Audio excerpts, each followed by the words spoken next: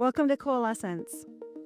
The world of work is increasingly complex. It's also increasingly intelligent. We have access to so much data, so many resources, so much training opportunity, so many emerging technologies.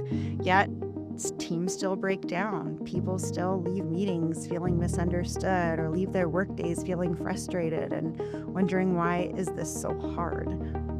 I'm Jessica Culo, and this podcast is designed to explore the coalescence between human design, leadership, emerging technologies, and business structures. The impact this has on execution and goal achievement is huge. Each episode is designed to look at the patterns underneath behaviors and workplace dynamics and relationships. I think the future of work is not just about technology. It has to intersect with the people side. Before we get started, please review, subscribe, share this podcast with people that you think might find it interesting. It helps us to reach more people and continue to have deep, intelligent, and meaningful human conversations about the complexities in the work world today. Now let's dive into the next episode.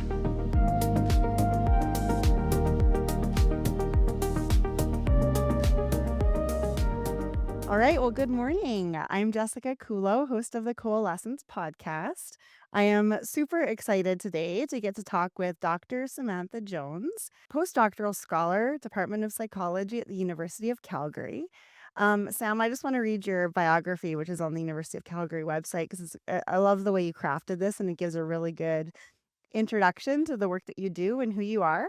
So Sam is interested in what makes people tick at work, what stresses them out, and what makes them thrive. From a research perspective, she's interested in unmet employment obligations, so psychological contracts, which is a super fascinating component to me. Healthy work, so things like mistreatment in the workplace, stress, well-being, successful hybrid work, which is still a topic I hear about all the time. Safety as well. In the applied world, she's interested in how these factors manifest in the team dynamics and how modern organizations are built. So, remote work is an example, conflict facilitating peer feedback, team coaching. She's experienced in qualitative and quantitative methods with a strong interest in mixed method approaches, systematic reviews, and competency modeling. One thing you and I really connected to off the bat is whenever there's an issue, something happens in a complex system, it's never just one thing. There's so many different subsystems. And, with my business, Axiom Intelligence, that's what it's built on too. In business, we're quite quick to say the success or failure is never one thing. But when it comes to the people and the human side of work, we're a lot quicker to make a judgment that it's one person or one mistake. Totally. Yeah. So I think a lot of the work you do kind of encompasses that point of view. To get started, I just would love for you to give us a bit of an overview. You work at the intersection of scientific research and then the real people, real world scenarios in the world of work, which is super fascinating. And I think that work that you do doesn't get brought over to the entrepreneurial world that I live in very often. And I'll just let you start by giving us a bit of an overview on the work that you do. Yeah, absolutely. Thank you so much. It's exciting to be here and get to share a little bit more of this work we've been doing. So, I've had kind of a long, meandering journey to get here through workplace psychology, but I think it's such a cool topic and that you can apply the principles to so many different kinds of workplaces and so many different kinds of issues. So, the work I've been doing over the last about 2.5, 3 years is in the safety field and taking what we know from the field of industrial organizational psychology, which is what my training is in, and applying that to the safety context, which is a pretty new thing. So there's what we call like the human and organizational performance movement in safety right now, and it's really trying Mm. to bring that human aspect into safety systems. So I do this work through a process called creative sentencing here in Alberta. And what that means is that when unfortunately there's an occupational fatality on a job site, there's some options in terms of how that sentencing sort of goes or how that company then engages with the fines. So one of the Mhm. options is that those fines can go into a project that's aimed at improving that particular safety issue, whether that's through research or training or, new equipment sometimes on sites. Mhm. So it gives the opportunity for us to look specifically at that issue or how that incident occurred and try and prevent it from happening again. So I've been involved now. I'm in my third creative sentence over the last couple of years and really taking a systems approach and bringing in what we know about human behavior to the safety world because it isn't just, equipment failure. It isn't just one person's Mhm. decision or behavior that leads to these accidents. And so we're Mhm. really trying to bring those insights to organizations, help them see the bigger picture, and conduct research that will help really get them to understand what their employees are experiencing and what their voice is in the experience. How do you do that? How do you really get a deep understanding of the people and their experiences? Yeah, we've been really fortunate that we've been able to do a lot of interviews. So we've done almost 250 interviews over the last 2 years with frontline workers, frontline leaders, largely in mining and oil and gas. And Hmm. we've spent a lot of days on site. So, these companies have been very gracious in bringing us in and touring us around and helping us see what day to day work looks like.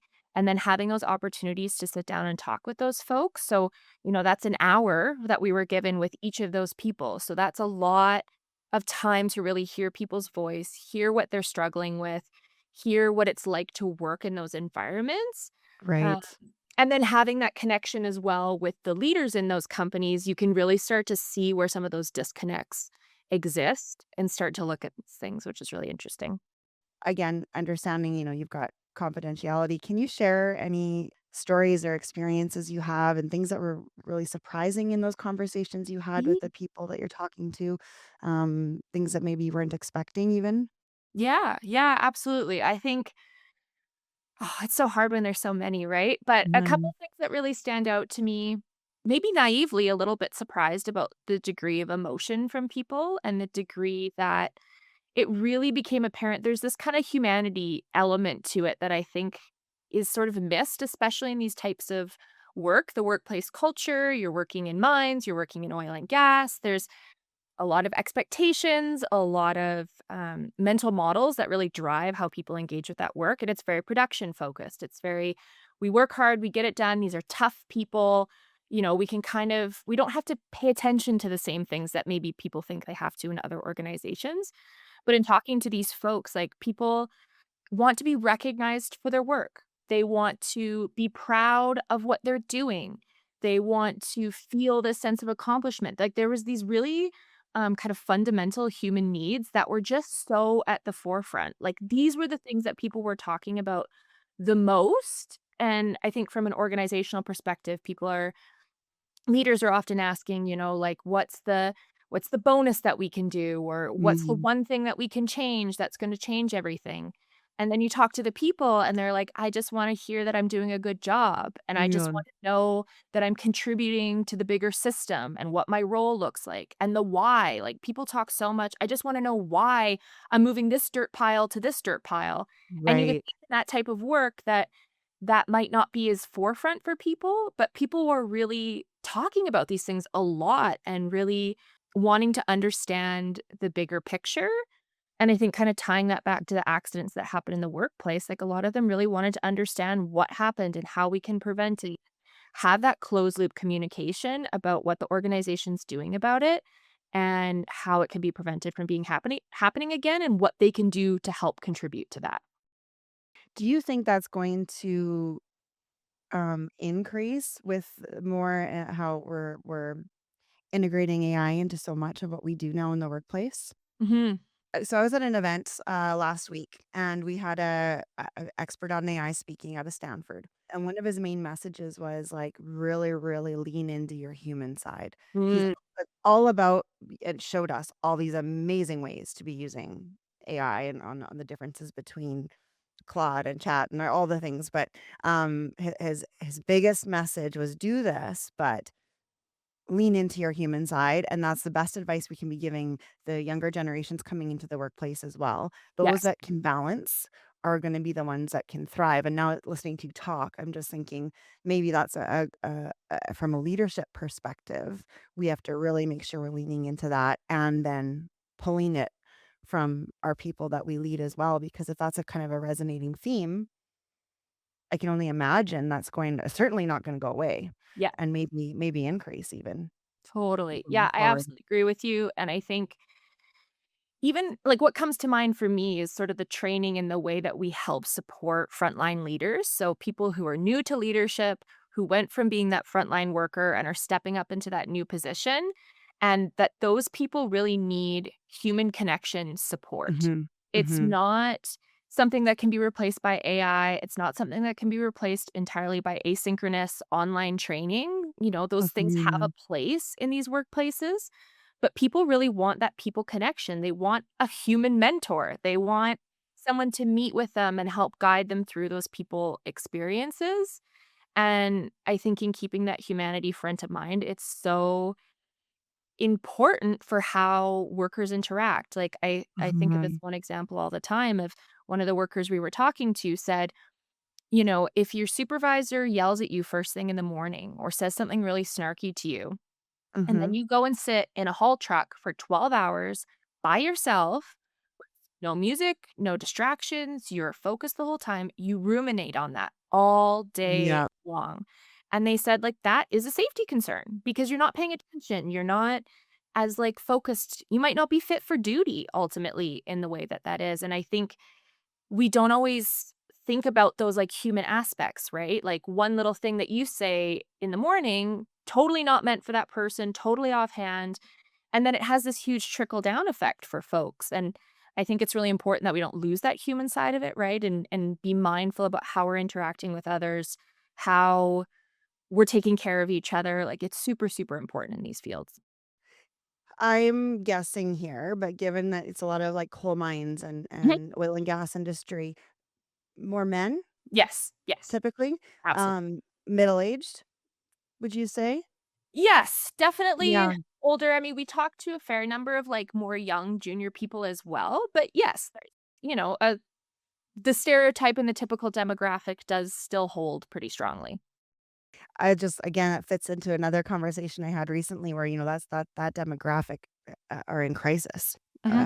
Hmm. When it comes to, psychological well-being and as it applies to the workplace in this example. Hmm. So you're validating, some data that I've been kind of interested in lately, which makes your work so much more important.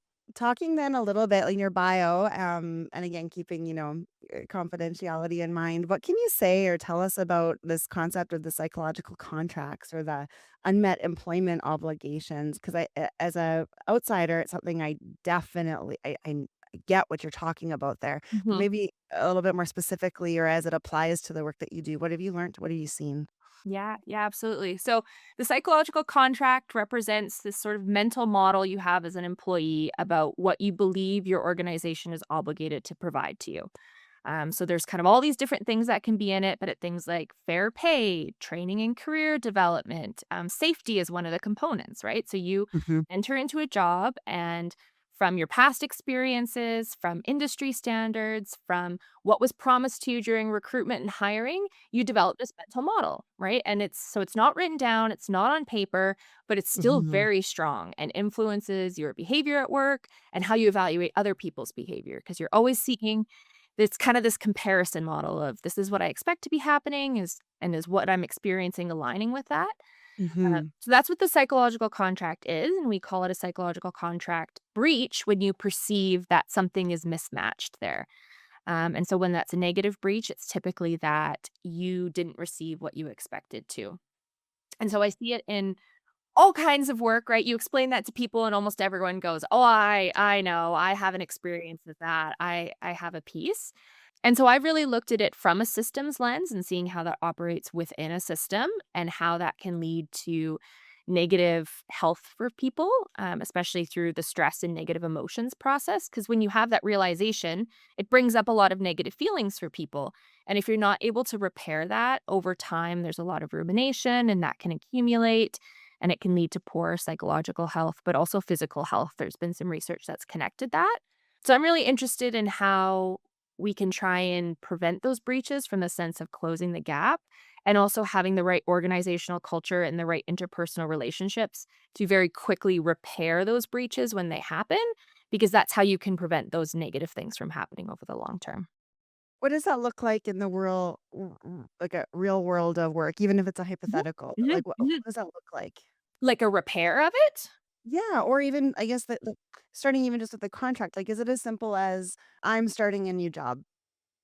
Throughout the interview process, I'm told that it's a really great group of people that I'm gonna get to work with. They socialize outside of work, there's no politics, there's no drama, and then they get into the company and learn quite quickly that that's not Yes. the way it is. They were kind of sold this idea, but it's a hard thing to describe or articulate as to why it's not working without just pointing the finger at somebody and going back to that idea of like, well, it's got to, we're going to blame this one person. They lied to me or this person's a problem over here, understanding that it's not that. It's a bigger complex system.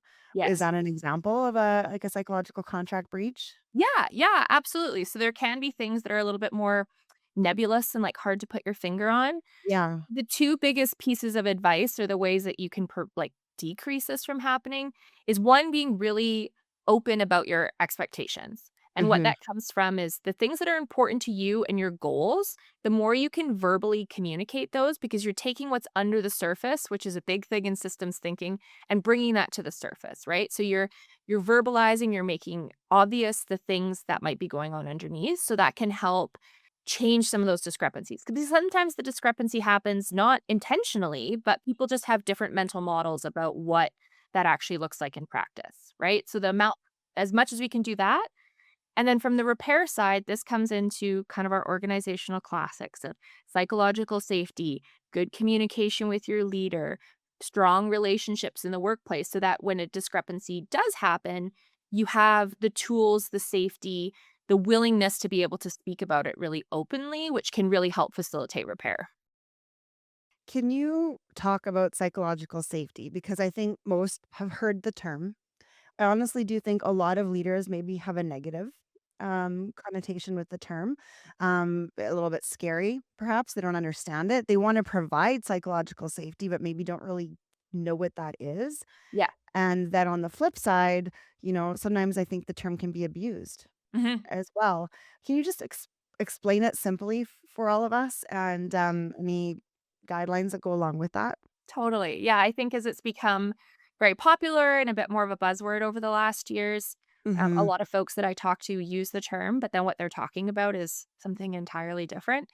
Hmm. So the simplest way that I like to think about it is psychological safety is people on your team, on your group, being willing to be vulnerable to each other. They're willing to take a chance. They're willing to say the thing. And the way I explain it to a lot of our participants is you're not afraid of looking stupid. Like that's really the simplest thing is like people inherently don't want to feel stupid. They don't want to feel like people are judging their response. And psychological safety is when you don't have to worry about that. You can speak freely, you can be open, and you're not worried that you're going to be judged or you're not worried that people are going to have a negative reaction to you. And particularly in the safety world, this is super, super important because psychological safety is what allows people to speak up when they see something unsafe happening. They're not worried that they're gonna be punished for bringing that thing up. They're not worried that they're gonna be told, "Oh, suck it up, it's not that big of a deal." Right. Psychological safety is that idea that you could say, "Hey, I'm not really sure that you're doing that in the safest way possible," and that other person's response is going to be like, "Oh, maybe you're right," or "Thank you for bringing that up," or "Let's figure it out," instead of, "Leave me alone, don't talk to me. That's not correct." Right. How often did you see or do you see that coming up in your interviews with employees in the companies that you work with? A lot, a lot.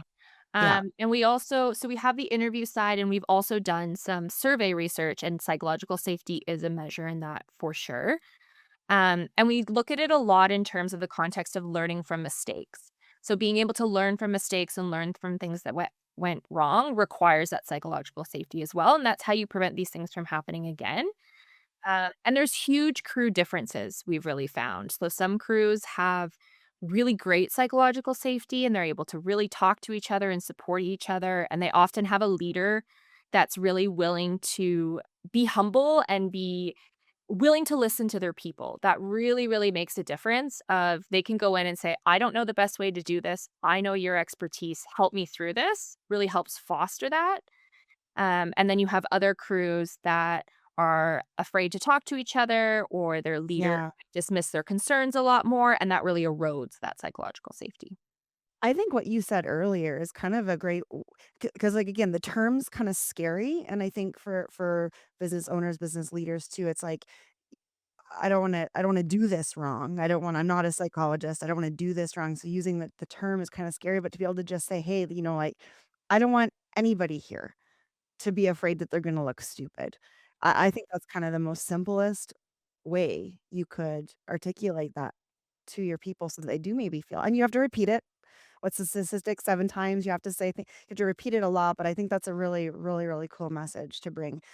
I get that we're, talking about legislation or regulation and stuff like that. I think we're trending in the direction where there is going to be more regulation on topics like this, especially as psychological safety or lack of can also lead to injury, not just physical injury. So I do think we're kind of trending that way.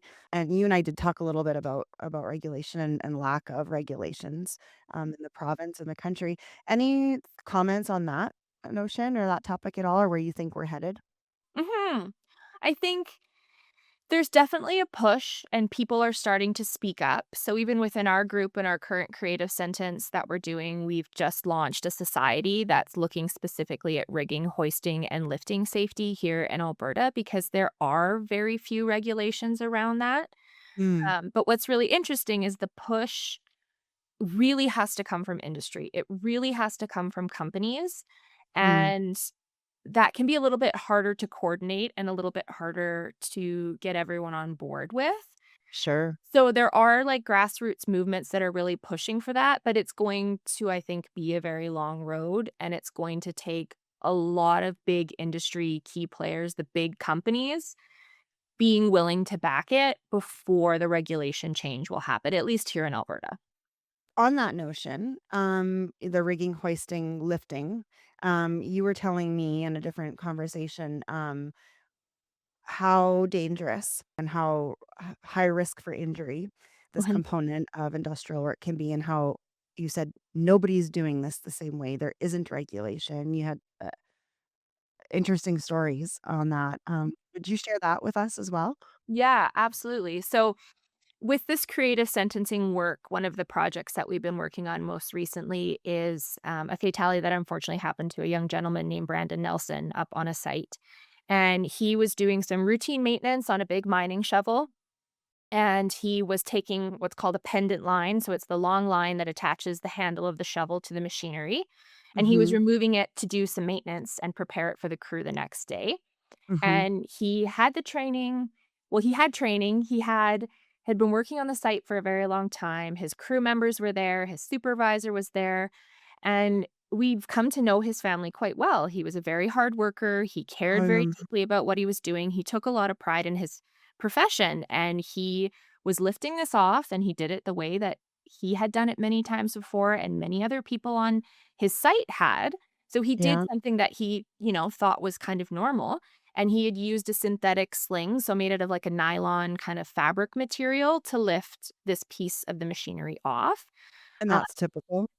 it's very common, in the sense that if you really get down into the nitty-gritty and what training will say, and if you really talk to people, they say that's not the right way to do it, Mm, but many people on site are doing it this way. right, And right. so Brandon knew that there was a risk to this, that there was an edge because on the pendant line, it's quite sharp, so it can cut through the sling. And so he put some old rags or gloves in that sharp edge to try and protect it, which is a very common practice on site. You Mhm. know that it's, potentially sharp, could potentially cut it, but this is a practice for protecting it that is very common. But of course, this is a very, very heavy piece of machinery, and unfortunately, it cut through the sling, and Brandon lost his life. And this is a common story. There's lots of the cases that we look at have to do with some sort of lifting, some sort of rigging, some sort of um, task that's very, very similar to this. So, Well, and when you define so we define culture as this is the way we do things here. Yeah. He's just operating in the culture and love, training a different component, whatever. But if this is the way we do things here, Yeah.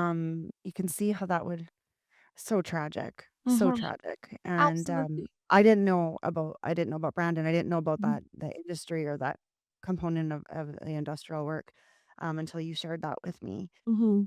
Going back to kind of the gap between research and then the real world, one thing you've shared with me, and I didn't know this before I talked with you either, is that as a researcher, you're always and all of your colleagues are looking for new things to research, Mhm. and that's how you get published. And those things that have never been researched before maybe aren't what actually needs to be researched in the moment in the world of business or in entrepreneurial Alberta or the Mhm. organizations that are pushing the province and the country forward.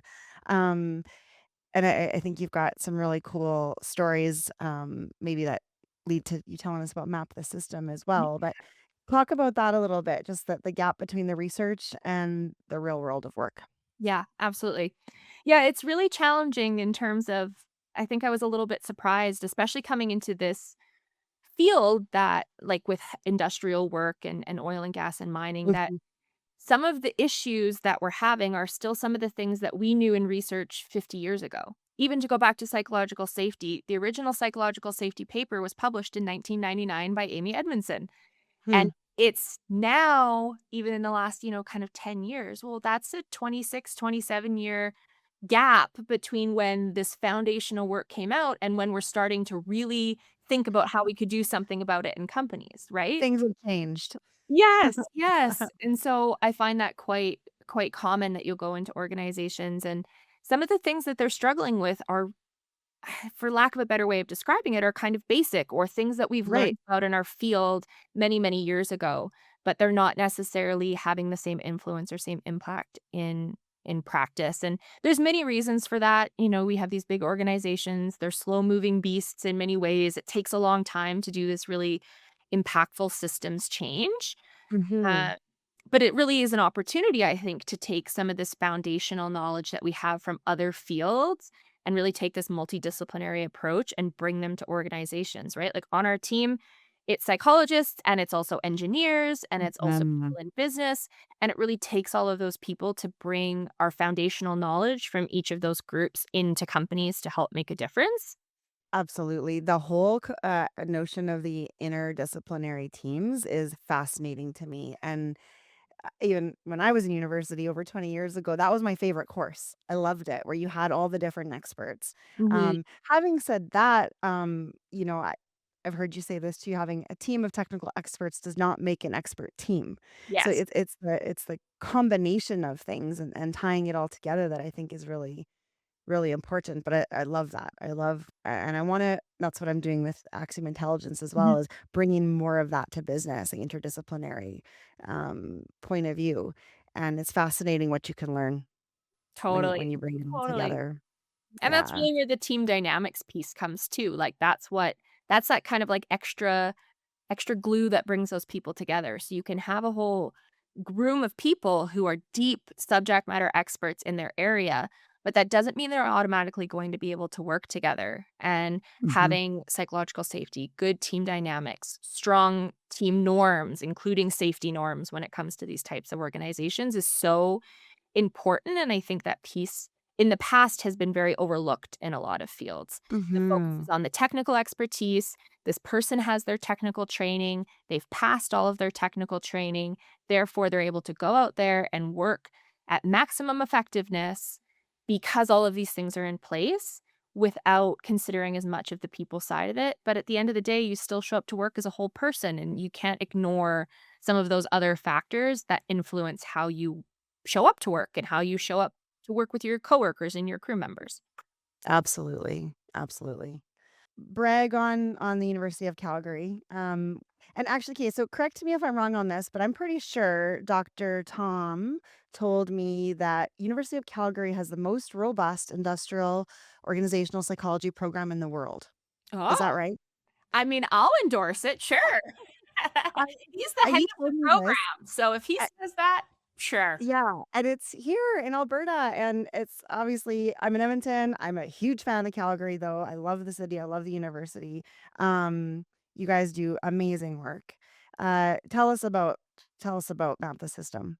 Yeah, yeah, absolutely. So, yeah, the University of Calgary has some really amazing programs. Our IO program has been fantastic. I mean, I went through the whole thing. I did my master's degree and my PhD there, and that's really set me up to do this kind of work. But the University of Calgary is also really cool in that we have a lot of other programming available for students who want to make a difference, who want to do things that are interesting. So, in the Hunter Hub for Entrepreneurial Thinking, which is a really cool area of the university, they offer a lot of different programs for students to exercise that entrepreneurial muscle. And one of Mhm, the programs that I participated in, along with my colleague Jessica Wilkins, who's a human factors specialist out of our department as well, participated in something called Map the System. So, this is a program for students and recent alumni to learn systems thinking to apply it to a complex social problem. And there's a bit of a competitive process to it in that you do the work, you take the courses, you write a paper. If your paper is scored in the top, you get to do a presentation. If your presentation is scored in the top, there's some prizes. And there's also a global competition that happens every year in Oxford. So students can go to that as well. So for us, it was just an automatic bridge of thinking about this rigging, hoisting, and lifting safety, that this is a systems problem. People look at it on the surface and they see an individual that was involved in an accident, and the attribution is often that they've done something wrong. And maybe that's true. Maybe there was a mistake, but that mhm, mistake didn't happen in a vacuum. And right, most people don't show up to work saying, I'm going to do a bad job today. That's not generally how people work. So we were really interested in looking at this as a system. What are all the things that are going on under the surface? What are the regulation factors? What are the government factors? Education, private trainers, team dynamics, the company that you're working in, the global boom and bust economy of resource mhm, extraction. All of these things play such a huge role in how that one moment can come to exist for that person mhm. and what influences that decision. And so through the Map the System process, we worked on really unpacking that. And we came in second in the first competition, and then we competed again, at a citywide competition with more of the Hunter Hub programs, and we came in first for that one. So we're So good. really excited So, about this so work and the way that we were able to shed some light on these incidents and how they're happening. I just love how you're, bridging the gap between science and research and operations and in the real world of work. Um, Same thing you're doing with the survey, the Mhm, safety mhm. survey. Yeah. I think that's also not known well enough. You guys at the University of Calgary have all these amazing surveys that you've curated and are available for the public to use. Tell us about the 3L survey. Yeah, absolutely. So through this work as well, we've been doing surveys that companies, they're free for them to use. During the creative sentence, our expertise is also a piece of that. But we created the 3Ls survey, which stands for learning, leading, and looking after your people, through our process of understanding the human dynamics that are so important to this, and that safety isn't just a technical issue. So the surveys takes about 10 to 12 minutes, and it's for employees, leaders, managers, everyone in the company to reflect on how they're functioning, how their teams are functioning, and how the organization is supporting them across those three factors. And then we also have some measures for what we're calling safety robustness. So this is understanding how resilient is your organization and how safe is it going to be when something potentially goes wrong. And it's been a really cool way at looking at how different teams are functioning. It can point us to different areas in the organization that are maybe having more challenges with things like psychological safety or safety norms. Mhm. And we work with companies then to understand those results and help make some recommendations about actions that they could take to start supporting their workers through those different challenges. What a great summary, even just learning, leading, and looking after your people. We'll make sure to put that link in the description too, for the 3L. But we're out of time. I just really want to thank you for all your expertise that you've shared. You're brilliant, and you're also really fun and easy to talk to, Excellent. and you make your scientific world understandable for someone like me. So I really appreciate that. Just to finish things off here, one last question for you. Tell Yeah. us about something that you haven't already that you're working on right now that's particularly energizing for you. Ooh, it's a good one. Yeah, thank you. Well, first of all, thank you so much for having me. This has been so much fun. I love talking about this stuff and making sure that it makes it to the right ears and not just ends up in a paper that, 5 people might read, and that's really great for my academic career, but not so impactful for the world. So thank you for that. And I think one thing that I'm working on doing now is we're trying to start something in Alberta that will help unify more of this creative sentencing funds and some of these Mm, projects. So the creative sentences happen, but they often happen in silos, unfortunately, that the funding will go to one particular group or nonprofit, and we don't work as much together. So I'm currently in the process of researching some different ways that we could potentially unify more of those findings, bring those groups together, and have a mhm. bit more of a entity in Alberta that can be an expert hub for people to go to when they have safety related questions, and to really make sure that creative sentence funding is being used to its fullest potential, and we're really using it to honor those people that are the reason why we have those funds. Right. So it's still in the early stages, but I'm really excited for some opportunities for there to be an entity within a university or a nonprofit organization, that can really help push forward this change that we're trying to do. Well, and then that's legacy too. So, yeah, super cool. Super cool. Awesome. Well, thank you again so much. I hope you have a great day and we'll talk to you soon. Thanks so much. Okay. Thank you. Bye bye. Thank you so much for listening to this episode of Coalescence. If the topic resonated with you, please subscribe so you don't miss another episode. If you felt there was value in the conversation and the topic we explored, it really helps us if you share the podcast with people on your leadership team, other colleagues, friends, anyone that you think has interest in learning about meaningful dynamics in the workplace. You can also connect with me on social media if you would like to continue the conversation. Stay curious, stay thoughtful, pay attention to the patterns underneath performance, people, and cultures. Understanding modern work requires looking at things through multiple lenses. It's where human design, leadership systems, emerging technologies all intersect. Thanks for being here. See you next time on Coalescence.